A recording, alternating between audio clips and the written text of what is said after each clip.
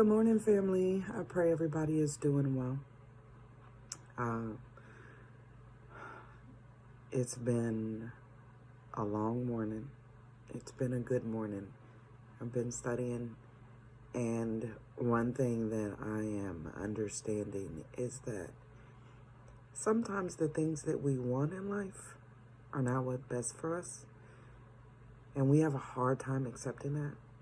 So we continue to try to push for those things, even though God has already said no.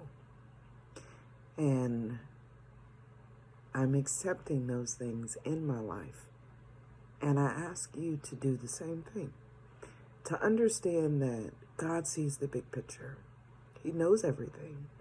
He knows what's going to happen down the line. And sometimes that's why he tells us no. Because what's going to happen from that yes that we want is destruction. It's chaotic. It's going to be devastating for us. So God, seeing all, knows that and tells us, no, that's not for you.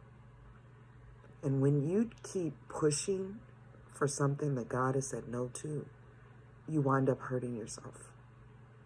So let's learn to give in and accept what God has for us, the big picture. Jesus did not want to sacrifice in the flesh. He didn't want that pain. He didn't want to go through that.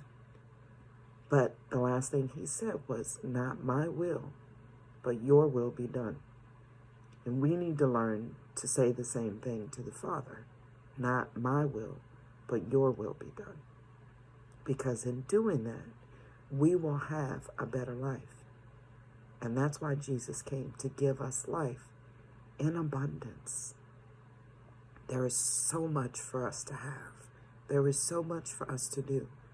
But we have to learn to accept God's no so that we can reach his yes. That's the important part. And that gives us life abundantly. It gives us peace as we walk this journey. And he blesses us along the way. So learn to be obedient, myself as well. And let's do what he wants us to do. And let's be willing to accept what he says is good for us and what he says is bad for us. And to do so without a fight, but to do it cheerfully. And then let's sit back and let's watch God take care of us in amazing ways. Have a wonderful day. God bless you. Take care of each other. God loves you. He really does.